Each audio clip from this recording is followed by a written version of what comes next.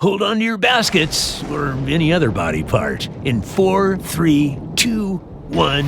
The Nitty Gritty with your hosts, Marc and Deb Monroe. A podcast with no boundaries that tells it like it is. This ain't your mama's show. This is the Nitty Gritty. Yay, we're back again. Hello, Mr. Marc Grau. How are you today? Hi.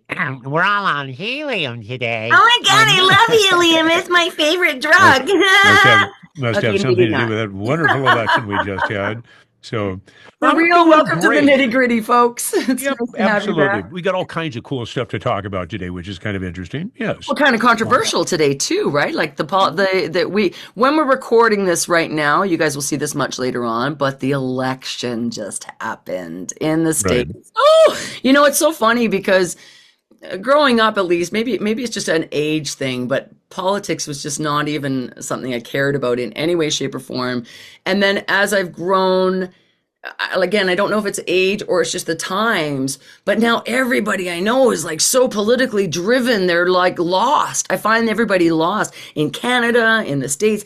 I know that politics are very important, but it sure takes people away. You know what I mean? Well, the sad thing is that people base friendships It's gross. on politics, and it's like Oh. I have people that I vehemently disagree with their thought and Their what views, they yeah. voted and da da da. But it's like, but I still love them as a person, and it's like that's just a modicum. I mean, that's like hating someone. It's no different, honestly, than hating someone because they're Jewish or Catholic or True, black it's the or same orange. thing. It's like, I mean, that's still a Right. fucked up. You should not. It's like that's your personal thing. You do whatever you want to do. I know Absolutely. right now, our country, the U.S., is hurting desperately, and you've got half the country is yay, and half the country's oh shit. And it's like, the thing is, when you got up this morning, you still made your cup of coffee, you drank it, you sat down, you looked, you watched TV, you watched the morning news, that whatever. Life is not goes on. changing that much. I mean, It's not that quickly. as a democracy, democracies always have half the people are not happy and half the people are happy. And Right. so, Yeah. it's just, you work on change and all of that kind of stuff. But I've seen just these ridiculous, that's it. I'm leaving the country. I'm Yeah. killing myself. It's like, oh, for heaven's sake, buck up. I can't It's tell you like, how many people prior to election with Trump's, only with Trump so far, but prior to elections, Deb, is there a way I can move in with you? What's Canada like? Tell me more. Oh, yeah. Everybody wants to run away, and it's like, listen, our country is driven by politics right now too. It's gross. And I'm not used to that. Again, maybe it's just my age or something, but I feel like people are really losing relationships over politics and allowing that to dictate things. And I'm thinking, why? Like, I don't even understand. I just don't even understand it. Well, You're it's so allowed to like who you like. divisive. It's now gotten to the point where if you don't believe that then you're a and it gets into name calling, you're in this and that. It's like, wait a second, why can't you just accept a person and love them for how they are? Politics is a small portion of that. It doesn't drive unless you make it drive that. That's And right. you feel that you need to be on there and doing this and doing that. But to me, it's like anything else. If that's what you wanted, follow your heart, do what you want to do, but realize, as with anything, if you want to put yourself out there and go, I voted for Trump, it's like, well, then obviously you're going to be ready get for backlash, yeah. you're going to get a lot of backlash, Or the other way around. Absolutely. It doesn't matter which, if you said, oh, I voted, you stupid ass, you're a guy, you don't know what's going, and people Yeah. just are venomous about, how they go out there, which is interesting in how this certain kind of circumvents what we were talking about today, and that is how that's going to affect voiceovers. And believe it or not, it actually does affect the style of the kind of stuff that's going on. Obviously now things are going to be much more conservative. There will be a lot more conservative stuff out there. And the thing with this too is to not, don't put up roadblocks. I understand we all have morals. Well, maybe we all don't have morals, but hopefully we've got some sort of Some a of us moral do, at least. someplace, you know. But, I have people that go, well, I would never use, but oh, I would never do that. Oh, I would never promote this. I'd never Yeah. do that. And I understand that. But it is, as an actor, it's your job to and you can turn down jobs. That's fine. I mean, but the more roadblocks that you put up, the less they're going to keep coming back to you because they know you're not the go-to person to You're do. limited. You're Yeah. now limited, so you're not And a that doesn't mean, actor, really. they're not asking you to go do a pro, pro Trump spot or a pro Kamala spot or a pro whatever it may be. It's just, I think the style of reads though changes inherently in that you may find stuff being a little more conservative and a little more skewing a little bit older because the younger population kind of goes with the flow, even though that's the vote that everybody was looking for. They still have younger people have a tendency to get very verbal, but that verbal is basically on social media, so it's not actually spoken verbally, it's verbally Text. written. Yeah. Yes, that's what it is. Yes, hooray for It's text. emoticon. It's emoticon. It's all emoticons. And I feel like it must be that when there is a new governing body in the House, when things change, especially in a drastic way for some, it makes businesses are very driven by politics because it decides their taxes. And so it's all about money in that regard. Whereas for the rest of us, it's maybe more personal for personal things that we're dealing with as well. With businesses, though, money rules the entire industry for them. So now maybe it's like a new year. Okay, here's a new year. Here's a new growth. Here's a new person in charge. So now things are going to change. So they use that as kind of, especially in the commercial industry, I would assume, they're using that as a reason for change, right? Like they'll just kind of go with those times. Oh, okay, this is going to happen, so we better plan for this, because I find it very interesting that even a few days after an election's happened, we already have a speculation of what these trends might be. I know JMC put out an article about that and what his speculations, where things would be. So it's very interesting how politics becomes something that might change that. Why do you think that is?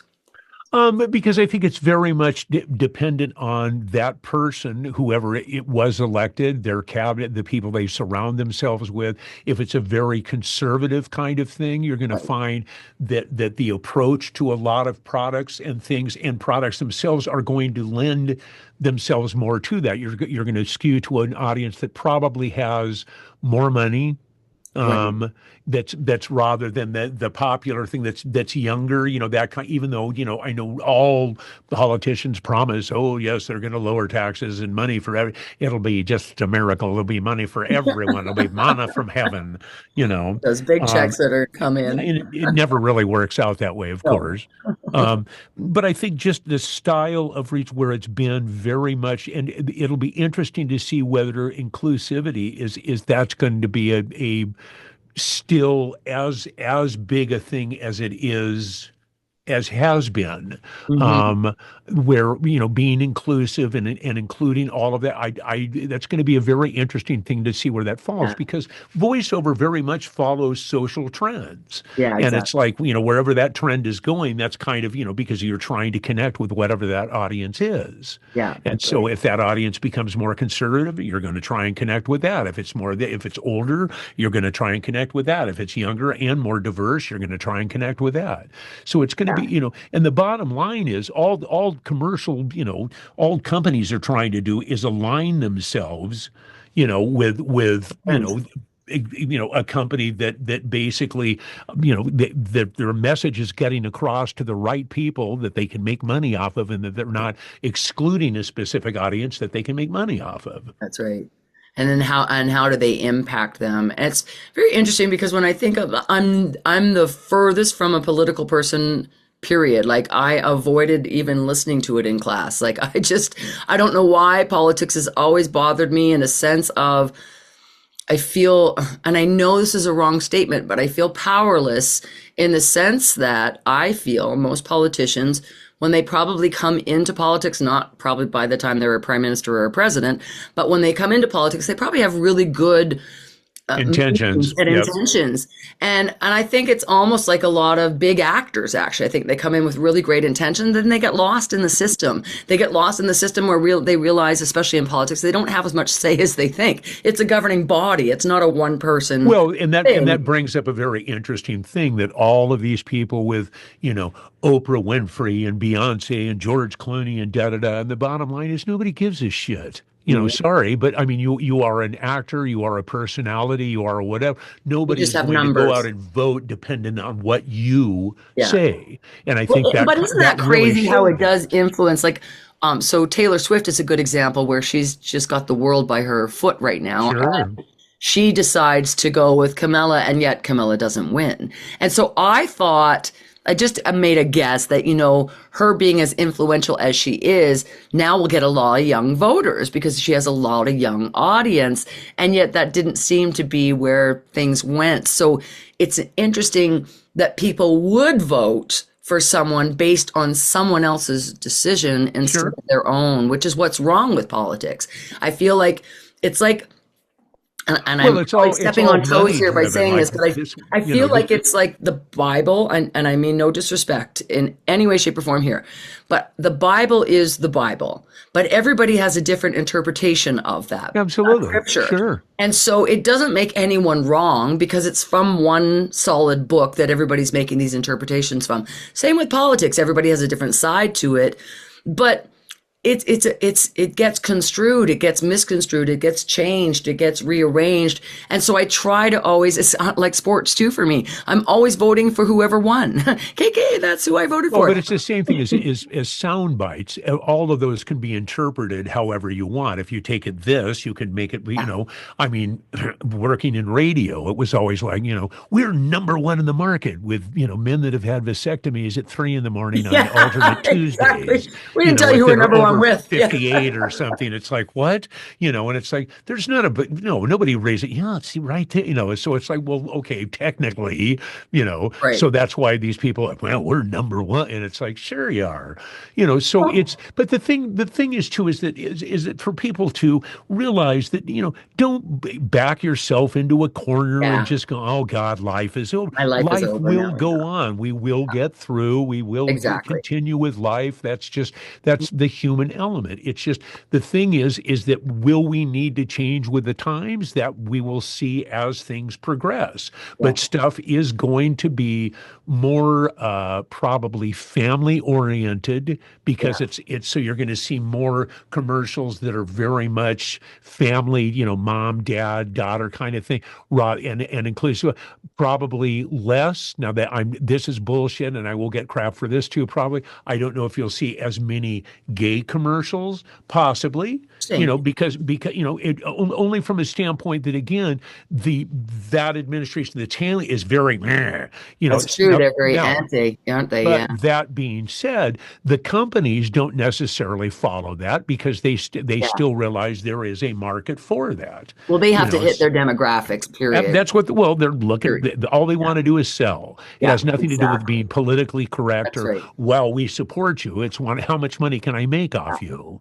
But it will create trends, and no one can say for sure this is going to be the trend. However, I know in the article I read this morning from JMC, he was talking with a lot of clients, and they talked a lot about not the old 90s broadcast read, but a little more authority coming back in because we've gotten to a place of really what I call the Billie Eilish read, which is I just woke up out of bed and here I am and I want to talk to you and let's sell you a car. It's a really great car. And so it doesn't push anyone to do anything. And that was a less is more approach. So the prediction is there's going to be a little bit less of that less is more, which is weird to me because when I hear the word conservative, I think, well, you'd think we'd be more conservative than in our read, but that's not exactly the same situation in that regard. But I did read, and I hope this is true, that a lot of the older voices will come back because of the authoritarian. So a lot more of the expert, the more of that expert, not the old school broadcast read, but a bit more of that authority coming back, which for a lot of coaches and a lot of younger talent is actually scary because they've been taught not to do that. They've been taught not to be a broadcaster, not to use projection anymore. And I kept saying, I think that's a mistake because it will always trend back. It will always keep. Well, everything always goes cyclically. It's like the pendulum swings back and forth and Yeah. back and forth, back Just and adjusts. forth, Yeah. and it was, I mean, it wasn't that long ago that it was still Gary Owens with his hand over his ear going Yeah. in beautiful downtown Burbank, and the interesting thing is it depends on what there's still copy that's written that they want that style of announce. They want that John Frasheta, the NFL, kind of that of thing. I mean, it just depends on what they're looking for. Yeah. I don't know that you'll see a whole lot of difference in that, but the key to this is, don't from what I see online and stuff is, I mean, this is affecting people so, and it's like life goes on. Yeah, It's don't let like your life be over. you can't. I mean, you're letting yourself this affect you, and it's like it Yeah. hasn't been well, quite honestly, at this point, the Nothing's election, happened yet. what it's been a week ago today. Yeah. And it's like, has there been a goddamn thing that's changed in your life right now in that last week? No, nothing. And I think it's important that we understand that there's people that are going to be very affected. For example, in this particular election, there's a threat of the million or so refugees that are there going to be deported. And that is going to affect your life. There's no question. But if you're illegally living in a country, I mean, no disrespect, but you take that risk. I mean, it's just a risk. It's no different than us. I mean, if you go into a country, if you went into Mexico illegally and were living, then you'd be dodging the cops and eventually, Yeah. but you could get caught. And it's, much of a life. I don't know how much effect that will have. It depends entirely how it's done. It sounds very, ominous and dark tower, and there will be people dressed in black with black. That's what he helmets. likes, though. He It's likes like to be scared of the him. stormtroopers, coming into, and I don't know that that's what that will be. And the thing is, do you have to agree with that? Of course not. Absolutely not. But at the same time, if it really bothers you that much, well, then, buck up and do something to work for changing That's that. right. Yeah, exactly. You can't just sit there and, but the thing that I've seen so many people do is just completely go unchained with this, fuck him and this, that, and this is bullshit. I can't even go outside. I couldn't even get up for a week. It's like, it's just, welcome to a democracy. Yeah. I mean, and I know there's the threat, the threat against our democracy, and I understand all that, but let's jump that bridge when it happens. Let's cross Well, it. it is what it is. What are you going to do about it, right? That's the whole thing. Yeah. I always think of that. Like, I'm a person who, if there's something I can do about it, I will be more impassioned by it and do something. If I feel like I'm a little more helpless in it, I just accept it. It reminds me always of the Walmarts coming in. I always use that as a reference because when Walmarts came in, at least for us in Canada, it put out of business a lot of mom and pops. companies, Sure, right? sure. And so that really sucks. There's no question that really, really sucks. However, the thing is, nothing's going to change the fact that Walmart's here. So you either adapt or you don't shop there, or you do what you do. And that's the key is to adapt. Absolutely. Have to And adapt. voice-wise, same situation. we If you have to. find there's going to be a little bit different, style of stuff, in fact, they go to a few different stuff. It's not that you're not capable of doing that. Everybody has their wheelhouse that they feel very comfortable in doing. And that doesn't mean that's going to go away. It's not going to be this massive change overnight where all of a sudden, and then, there's a mandate as of November 19th, everybody's talking in backwards Yiddish. It's like, what? It's not going to be that drastic. Gradual, yeah. So But they have to be paying attention. And the best way to do that is to be watching the commercials, watching what's happening, Absolutely. what are the trends happening, and then start creating characters that are based on those trends that you can bring to life that will give that style or that read. And this is every year, guys. Every single year, styles change all the time. Clients get scared.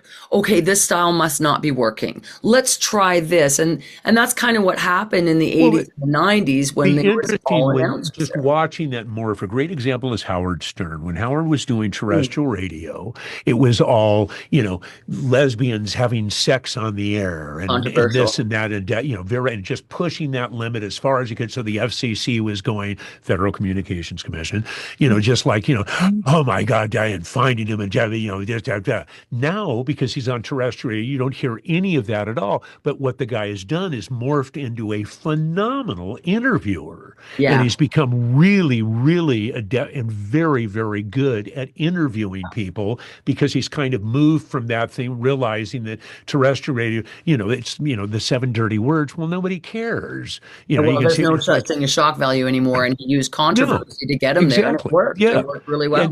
Absolutely. So in terrestrial, absolutely. And there was a lot of people that tried to push that as well and follow, but I mean, he was a master of that, is pushing that as far as possible. And it was all, I can't believe he just said that. Oh my God, that kind of a thing. Well, now that's kind of gone by the wayside. So I think you're going to find a similar situation in, Adult Swim, things that were pushing it as far as possible, that may still be there. But the interesting thing is we've all become kind of callous to that shock value, of stuff. It's like so accessible. There's no shock. It's like you never used to see gay things on gay stuff on television. You see it all the time now, so it's not a big deal. It's just become, oh, okay, cool. There's things that you never used to see. If I remember a time when they wouldn't even show a woman's bra. I mean, it was like, oh my God, no. I mean, they would talk, but it was like that was a huge.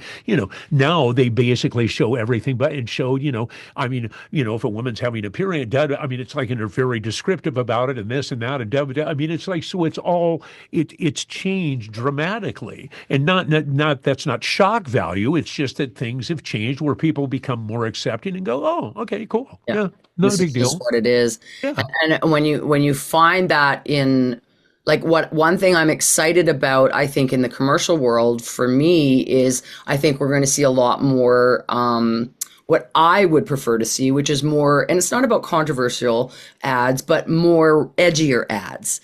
Like I love the way Amazon advertises, for example. They aren't afraid to go outside of the box. And I get, I would have loved to have been in an ad agency, but clients would have hated me because I would have always pushed them outside of the box, because everybody goes with the same cookie cutter kind of feel to me. Sure. And I like pushing the envelope a little bit without over pushing. I'm not a Howard Stern kind of push the envelope, but I do feel edgier, and comedy really plays a lot, and we all deserve to laugh. And so everybody is still, it's very funny, because it's interesting you would bring that up, because even politically, comedy is one of those things that there's a very fine line between funny. I mean, this jerk that Trump brought on as a comedian, and I don't care what party you're on, the guy was just simply not funny. Yeah. It was just like, yeah, great, that's really brilliant.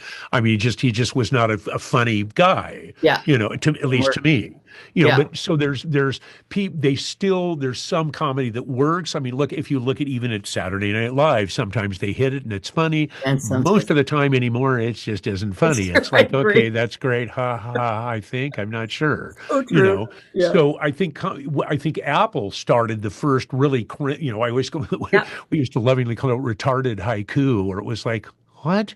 Where the hell are they going with this? And they kind of also started the flat read too. They didn't start it, but as far as commercial trends go, I think they started the flat read too. It was always less is more. It's Apple.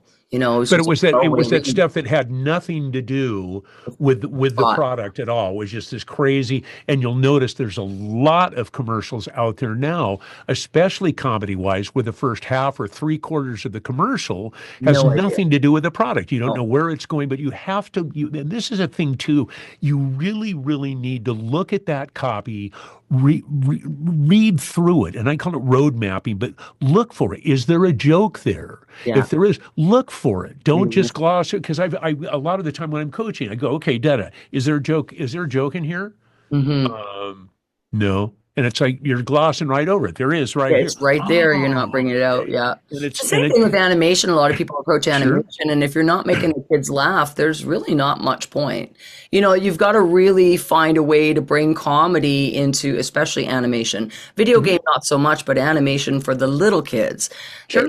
they just want to be entertained. They don't want to be lectured. They don't want to be, you know, even teaching them. You've got to do it in a subliminal way that makes them enjoy it. So there's that joyful thing. And a lot of people will allow the line to be funny, but it's not the line that's actually funny. It's the way in which we bring it to life or interpret. Well, it's a great if you just go, hey, is that what you're wearing? Hey, is that what you're wearing? Hey, is that what you're wearing? And if you went, hey, is that what you're wearing? You know, there's a whole, and it's same line. It's just wherever you're putting that inflection, and to get used to doing, because that will book you more and more and more, having the ability to switch things up like that and go, okay. And I've been guilty of that myself. Where you'd go through, you read stuff, do it, and then look, it's like, shit, I can't believe that was right, day glow orange in front of my face, and it's like, okay, let me do this again here, and now I've got it. And if you hit that, that's, if the writer loves you, you're in. You're getting it, and and a lot of people just go through. You look at your highlighted lines and go, take the time to actually look. And I'm guilty of this too. When you get a lot of auditions, I mean, you may have 20 of them sitting there. It's just easy to go, yeah, ma'am, okay, great, blah, blah, blah, blah, blah, blah, blah. But really stop and go dead, and then look and go, oh, okay, I see where this is, and I just, and just sometimes I've already sent it and went, well, shit, that was stupid. That's not really what they realized it 2 weeks later. I should have looked at that what they wanted, kind of thing. That's one reason I like to go, like, what I'll try to do is just do a rip and read of. So for those you don't know, rip and read is just I got the copy. I didn't do any homework on it. I just went for it. When you have experience enough, when you have experience enough, you get good at that, and you know how to address copy, even if you don't even know and understand the storyline. But then I kind of stop recording, come back out, and then I dissect it. Now I'm going to go over it a bit more and make other choices, because sometimes that spontaneity of not knowing the story can work out really well because you're discovering while you're reading. But more often than not, there's a lot of stuff I'm missing. And so having that little moment afterwards to really dissect it and get what's going on. And I find when I watch a lot of people that I admire as actors, yourself included, the creativity is incredible. Like, what one person can get out of a spot versus another person who just simply sees it as something simple. And another person is like, oh no, okay, well, you're going to be this. Well, then you should have a cigar out of your mouth, and you should be doing this. And there's so many really cool elements if your brain can go there. But sometimes you get a little stuck. It's like, I find I get writer's block sometimes but it's creativity block, where it's like, oh, okay, I know I can do something with this. Why can't I force myself to get there? And so you can go through that too. But I think we've already changed from in certain styles. It used to be, I remember we did spots for California Pizza Kitchen, and brought in, we must have cast, oh my goodness, 10, 12 people for it. No. And they'd come in, actually, they paid session, do it, everything was set, great, no. They ended up bringing in somebody that was in their office that was just like, and that's why California Pizza Kitchen is where I want to go for. And they wanted that just very net. But the problem is, what happens is that doesn't grab your attention. It's like, really? Why do they go with somebody that you can't understand? They're not engrossing. They don't grab your attention at all. And I think that for a while, that was the read. You're right, that flat read where the guy was just like this, and I got it this morning. Then I thought, wow, I should probably go to work. And I got in the car, went to work. Then I came home, got something to eat. And it's just that, and it's like, that's kind of gotten out of that mode too, so it is definitely a pendulum kind of thing, but still I think we're back to, it's not, well, I've got a great voice. It's like, that's great, but you need to know how to use that. And honestly, what we're selling is emotion. And it doesn't matter how old, like you were saying, if it's a kid's audience for cartoons, you need to connect emotionally with that kid. If it's, a cancer patient, you need to connect with that. You need to connect with whoever it may be. Your voice needs to connect with whatever that audience is. And I think it's really important, while we're talking about audience for a minute, it's really important for you to understand too, especially in the commercial world, but in all aspects really, when we're auditioning, There's several audience members. First of all, there's the client's demographic, because when a client has to go in to create a spot, he goes into an ad agency and they want them to be very specific of what demographic they're hitting. A client will think, well, it's a computer. It goes to anybody. It goes to anybody. And that's very true. But when you're creating ads, usually you're very specific of what kind of target audience you're looking at, because when you target just one or two styles of personalities, then you're getting to a lot more people than you think. When you target blanketly, where it's just to everybody, which is correct, but it doesn't isolate to someone. It's like a person who's a public speaker and they speak over everybody. They don't really connect to anyone. And well, it's the same difference as if you're on a computer, let's say it's an online ad. There's ads that you go, oh, gee, that's interesting. And other stuff, it doesn't do anything, does not engross you, just go right by it. Yeah, exactly. So our audience, the first client's audience is a demographic, but let's say it's a kid's toy. There's actually two different audience members here, because we've got the demographic of who is going to buy the product. The 5-year-olds are not buying the product. The parents are actually buying the product. So you might be catering to mom and the 5-year-old. So now you have an audience member that's actually in the script with you. Someone you're actually telling this information to, which might not be the same as the demographic. But there's one more audience member that I think a lot of people don't realize, and that is actually the client. When I'm doing an audition, when I'm doing a job, now my audience is going to be whoever the client's audience is and whoever I'm speaking to in the copy. But when I'm doing an audition, my job is also to entertain the client, because the client is getting, 100 of these today. 100 of the same script over and over and over again. So I always think, okay, how can I also entertain them with showing them who I am? So and make yourself stand out. And make yourself stand out. Yep. And so you've got 3 different audience members in there that you've got to consider. And when you think that way, you're able to really put yourself in their shoes a bit more. And I've been very blessed, and I think you have as well, to be on the casting foot. When you get to be a person who's on the outside looking in, whether you're a PA, whether you're a director, producer, or a casting person, you get to see it from a different perspective. And when you can understand the client's perspective more than even your own, you see it differently and you can appreciate some of the things they do. I think a lot of people spend a lot of time bitching about clients and bad writing, and especially in the non-union world. Oh, yeah. But man, like, they're the most important part of the equation. They're not. Well, the thing is too is that people, that it's that classic. Well, this is ridiculous. This character would never say that, and it's like, it doesn't matter if that's how it's written. That's what they want, and that's very, very true. Our job is to make yourself stand out above the herd, shine above everyone, but also really, really make it so that you're not leaving any doubt at all. First off, my thing has always been, hey, even if you don't book the spot, be memorable. Yeah. Oh, yeah, that person. So you're always going to be in that top thing, and that means make the copy yours. Yeah. And if they're very specific about, like not ad-libbing, don't do that, do this. But there's a lot where they give you a little bit of levity to do that. Now, they realize that's a thin line between, and an ad-lib is not, wow, I was thinking, gosh, gee, I woke up this morning, oh, gosh. I mean, that's not an ad. It needs to be relative to whatever that product is or whatever you're saying, whatever that line, that first line, but do something a little different on that captures the essence of that character. And when I say character, I mean, it could be a young mom, a frazzled dad, or a full-blown cartoon character, video game, whatever it may be. Promos, no, you don't do that so much, because what they're basing that on is vocal quality to hit, whatever audience that is for that specific, and they don't want you ad-libbing, obviously, because it's very tight timetables on that. That's right. Yeah, especially the timing. Yeah, I think it's also important for people to understand there's also a difference between ad-libbing and embellishments. And I remember I went into I'd gone to LA lots, hung out with you, got trained. I remember that. Yeah. Had a great time. Went back to Vancouver to voice a job. And I went in and I did he says, Kay, can you give me a 3 take? And I'm like, sure, no problem.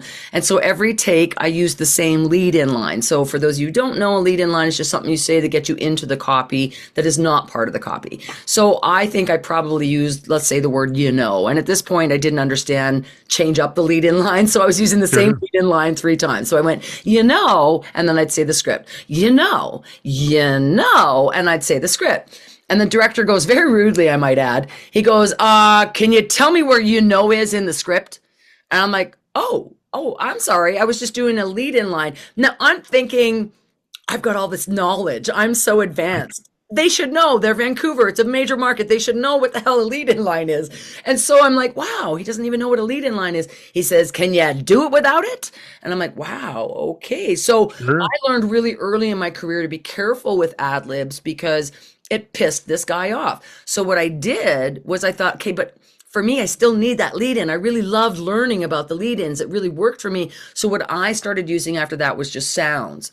And that little sound, they can't beat me up on. They can't tell me that I can't make that sound of, you know, where but you bring up a really interesting point with that, and that is you're talking about in the days when we would actually go and physically be in the studio. read in front of a casting director, et cetera. So no, Right. I'd always do it verbatim and then go, can I just give you another take? And then I'd throw in the ad lib and do the da da da da da da.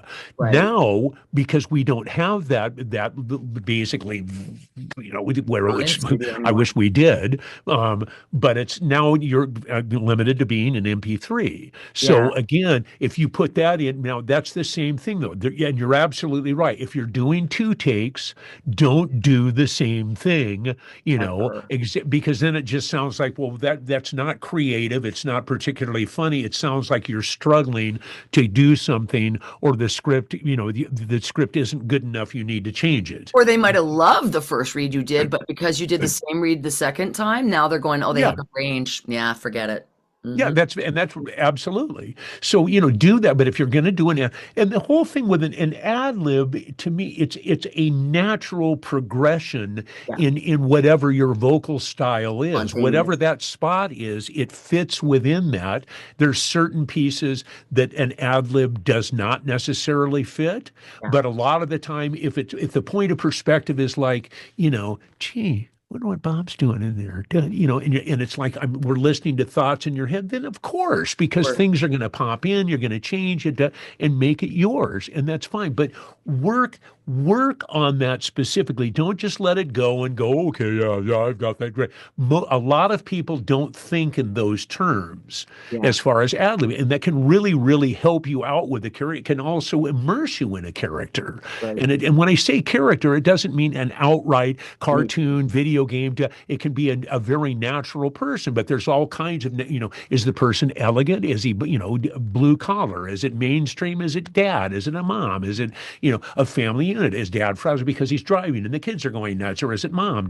Or is it a battle between mom and dad, a battle between the sexes? I mean, there's all those different kinds of things that come into play that you would naturally ad lib if you were having a conversation with somebody, you know, but you just need to make sure that that you're not sitting there, you know, again, doing the same, gosh, I was really thinking, gosh, gee, I was really thinking, because then it just becomes dead in the water, basically.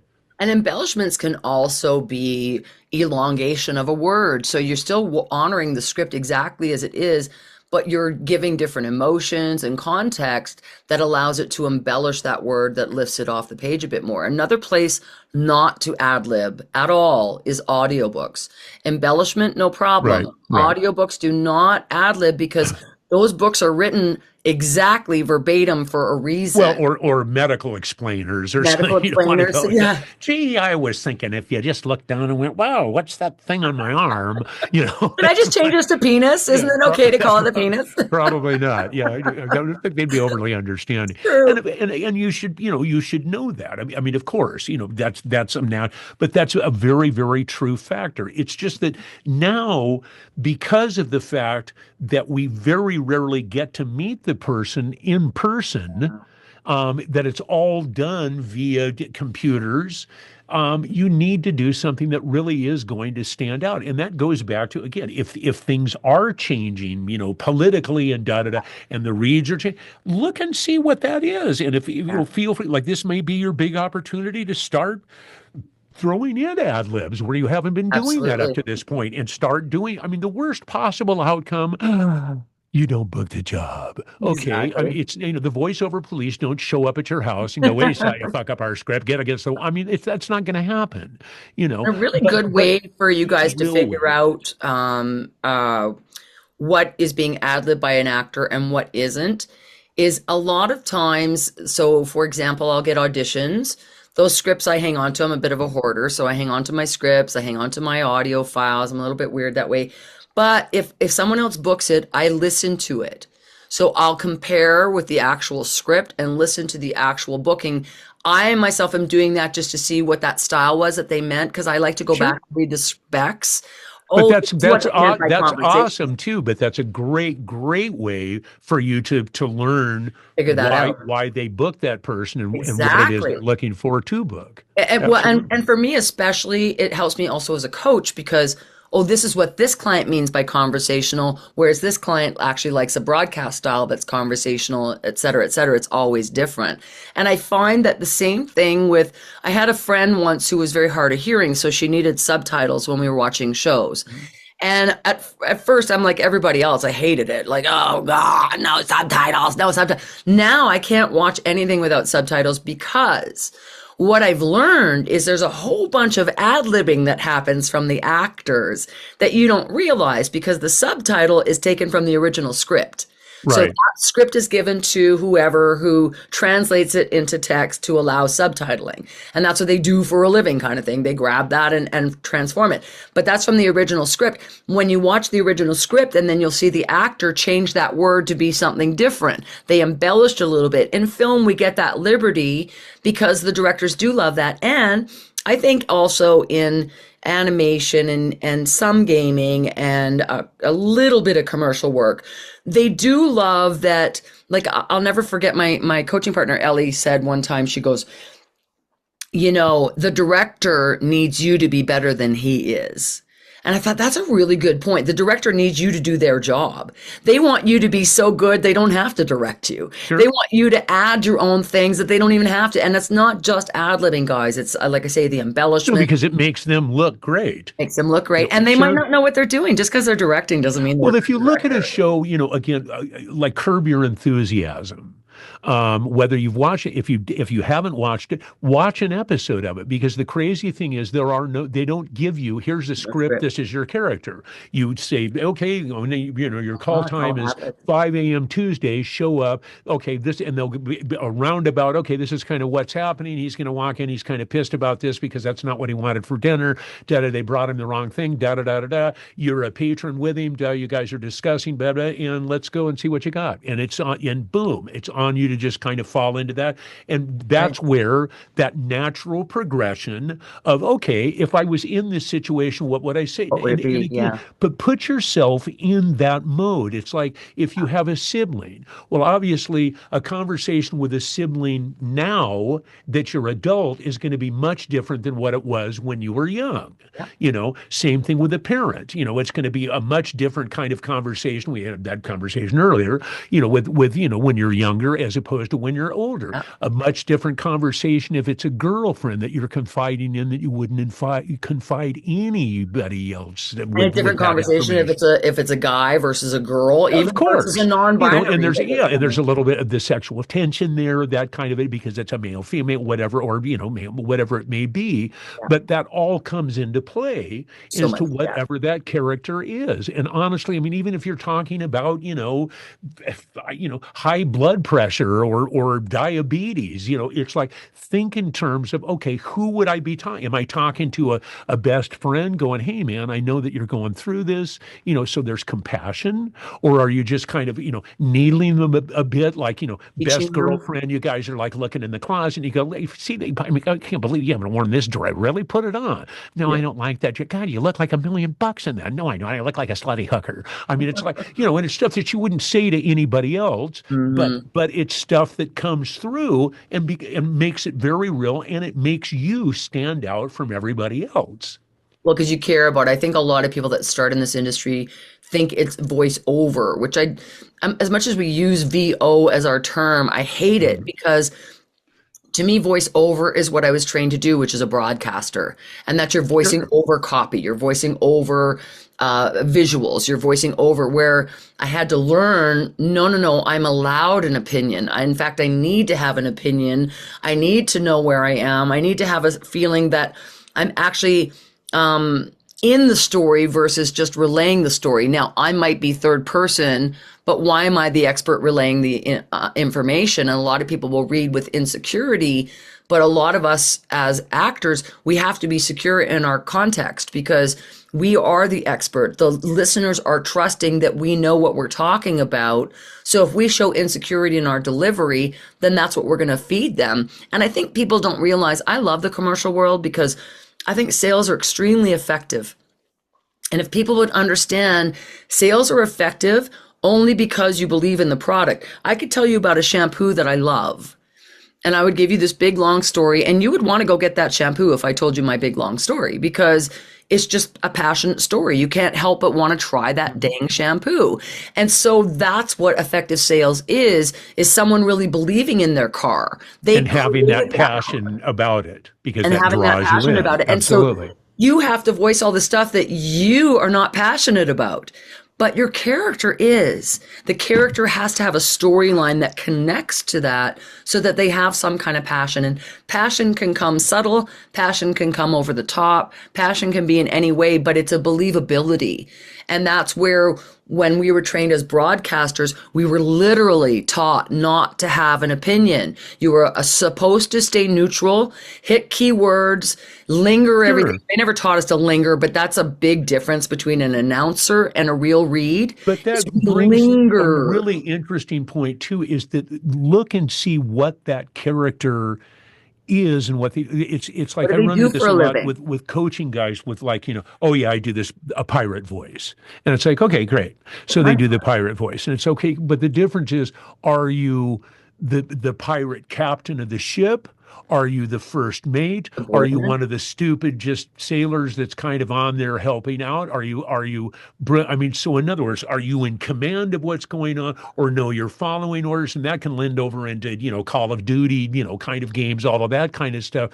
But the key is thinking, it's not just, people think, pirate, okay, I'm a pirate. Well, there's a big difference between, hey, you better stop where you are, boy, or I'll stop you myself. And he's Captain, as opposed to, yes, I had no idea. I'm sorry, Captain. I didn't mean to get, and it's like, and he's kind of, down and it's like, oh, he can get a bit prissy and go, well, no, no, don't hit me. It's all the same thing, but what's that character kind of doing? It's not just a singular voice, and people need to get away from that. I'm doing a voice. It's like, okay, that's fine, but embody that character. Yeah, exactly. And you're absolutely right. That passion, I use an adage when I'm coaching that basically, if you walk into a party and there's somebody that's gregarious, but they're really excited about this thing and passionate, and it could be something you could give a crap about, fly fishing, and they're like, oh, but God, you're going to gravitate to them. Yeah, you may or may not engage in the conversation, but you're going to be like, wow, you can tell and you can see when they're doing this, and man, so you wrap this thing, and it's amazing. I flipped that thing out there, man, I brought it, and you're like, wow, really? And it draws you right in, even though that's something initially you may not have cared less about, but it draws you in. If people could record themselves telling passionate stories that are just their own personal stories and record themselves, they would hear themselves interrupt. They would hear themselves they would hear themselves elongate. They would hear themselves secret to self, on the side. They would hear all these change ups that are just natural occurrences, not pre-contrived, just, and then by the way, they jump on each other, and that's natural behavior. And if you can hear yourself naturally speaking and record yourself and kind of forget about it, you're going to hear what your signature read is. That is your signature read, and it's not perfect. It doesn't have perfections. But It we doesn't, aren't, doesn't sound when we polished. speak as humans, we are not perfect. Our enunciation is not crisp and clean, and that we slur words, we put in You pauses don't hit oddly. words Yeah, necessarily. yeah, Yeah, yeah, it's true. absolutely. So you And got to that's find ways to figure out what are your specific nuances that you bring to the table that are different than everybody else's for that pirate, for anything you're doing, because that is what is making it individual. I love what you're saying, Mark, because you don't have just one pirate voice. You just don't. So stop thinking you have just one commercial read or one narrative exactly, read. exactly. You have to be all different. And so we went back to, we talked about character. There's character in everything. And I'm sure over the millions of podcasts we're doing now, you're going to hear this a lot, but there's character in every single thing you do. And I like to think of it as what's the profession of the character, because a profession will give a personality trait. So for example, with a kid, they don't work. But one kid might be a bully. He's a professional bully. He's a little bit of a jerk, or this is a very reserved child. This someone's very shy. And so Sure. in order for me to bring those characters to life in my repertoire, I have to study people. I have to get to know the different styles, because not everybody thinks like me. Not everybody talks like me. Not everybody has the same inconsistencies as me. And so it's finding those little things from other people. And that's what I love about studying humans, is that who knew I would make a craft at that, but that's what I do for a living, and bring Sure. those characters to life because they've not been done. All your moms, brothers, sisters, aunts, uncles, friends, nieces, those guys haven't been done yet.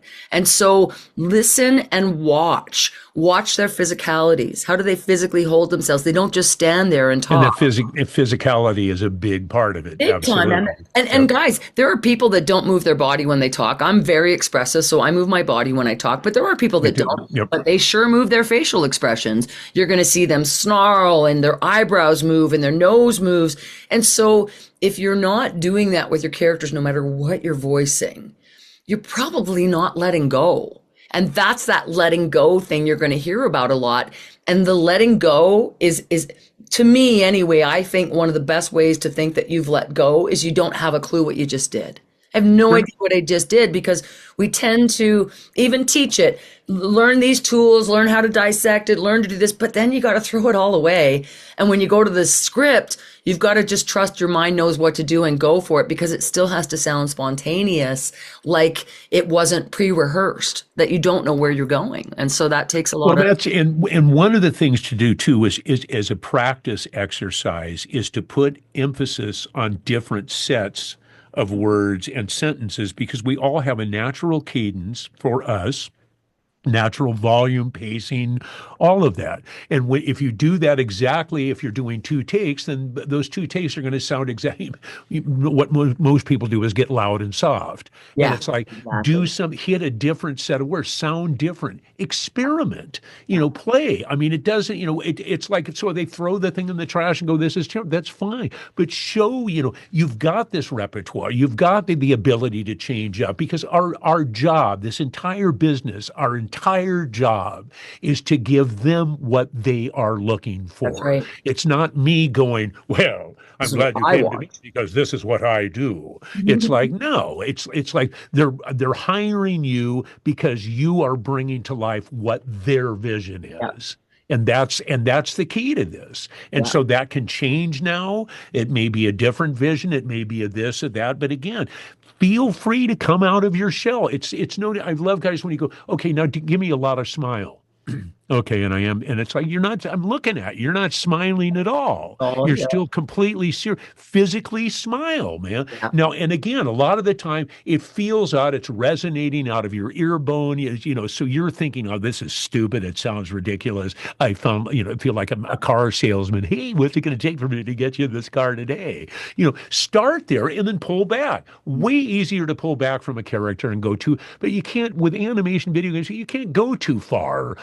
Because I know a casting director doesn't, if you listen to it, I know damn good and well you can pull back from it, show them you can get there. Yeah, You you've got to know? just show that And that's variation. the classical get out of your own way. Mm-hmm. Now, if we go back full circle, we were talking about politics today. I think it's important for everybody to understand there's politics in every industry. There's politics in our industry. There are things that we have to conform to. Okay. There are things that we have to do. But there's also places where we get to stretch a little further and go outside of the box. But if you think about it, if we go back to what our original conversation was, just because I know we're wrapping up soon, if we as coaches, so you decided you're going to go with Mark Grau instead of Debbie Monroe. Does that make you a bad person now? Hell no! It makes it a really great person. Everybody should ditch you because you went with Mark Grau. God forbid you went with Debbie Monroe. That is how. Well, it's funny. I just posted a thing this morning talking about that. Whoever you are coaching, look it up. It isn't that hard to find somebody that does this, that works in this business, that has a history. There's so many people. What's crazy to me now, obviously that I'm older, are the amount of people that are teaching that I taught. Yeah.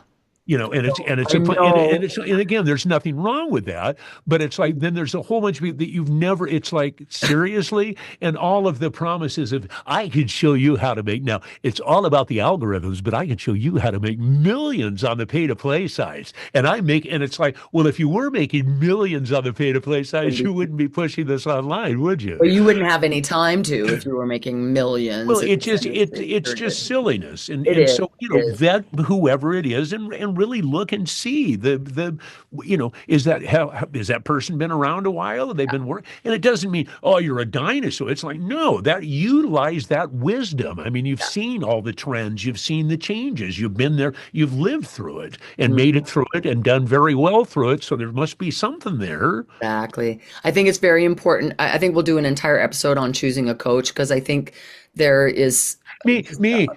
Right. Okay, no. There's just a whole big story to it that people don't realize, and they're very vulnerable. Like a lot of people are very vulnerable, and there's a lot of scams out there. It really sucks.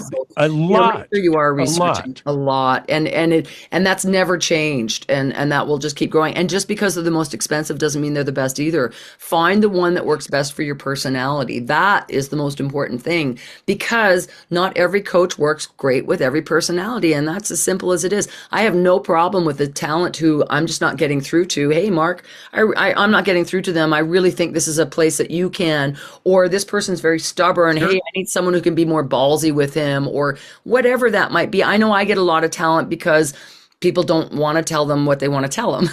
And I have no problem telling them what I want to tell them. So sure. Them just because they know I'll be forward and not afraid to say that. Well, it's, again, there's so much out there of, you can get rich using your voice. And it's like, that's not going to, it's Run like from those ones. Yeah.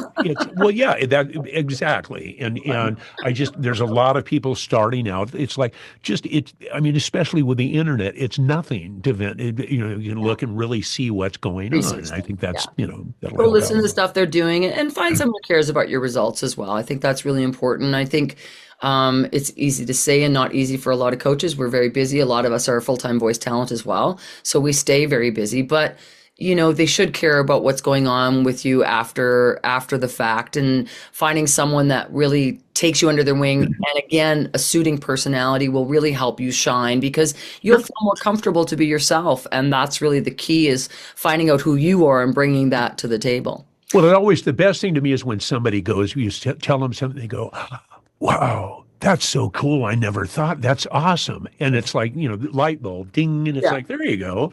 And that's what it's about. Absolutely. And it's so great to hear someone who, again, they might think of it as I'm the voiceover. And then by the time they're done in that hour, they're actually talking. And it's like, that felt so good. They really heard you. Absolutely. It's rewarding. Yeah. For sure. Anyway, that's us for today, guys. Hopefully you enjoyed our rant. We will have more and lots of more episodes upcoming. And you will hang in there with all the politics. Don't lock yourself in a room. The sun is still out. You can still go out and see the sunshine and breathe some fresh air and go for a walk. You're still alive. You're still upright. So just enjoy that part of it, and don't let all the other crap, all the accoutrements on the side back you up.